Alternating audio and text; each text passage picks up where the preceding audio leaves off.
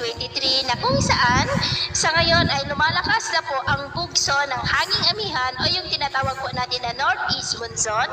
lalo na po dito sa northern part ng northern Luzon at patuloy rin ang pag-iral ng shear line sa silangan ng gitnang bahagi po ng Luzon. Ang shear line po ay linya ng hangganan ng amihan at easterlies, kaya kung may amihan po ay asahan na rin natin ang pag-iral ng shear line. At sa atin naman pong long range forecast ay walang bagyo na namamataan mula rito na tatawid dito po sa ating bansa, posibleng hanggang sa matapos ang buwan na ito.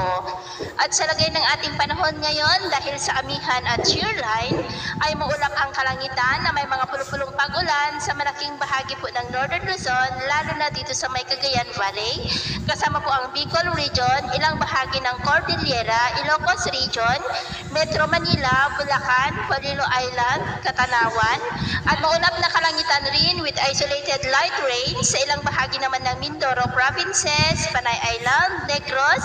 Leyte, Samar, Occidental Mindoro, Northern Mindanao, Caraga, ilang bahagi ng southern part ng Mindanao at Davao Region. At sa susunod na mga oras ay posible ang mas malalakas na ulan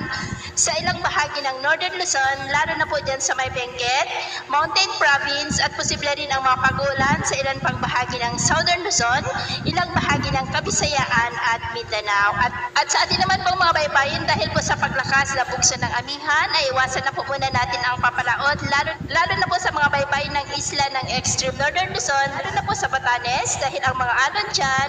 ay posible na po na aabot hanggang po sa 2.5 meters height, kaya iwasan na muna natin ang papalaot, lalo na po sa mga may kulay pula para mas makaiwas sa mga sakuna.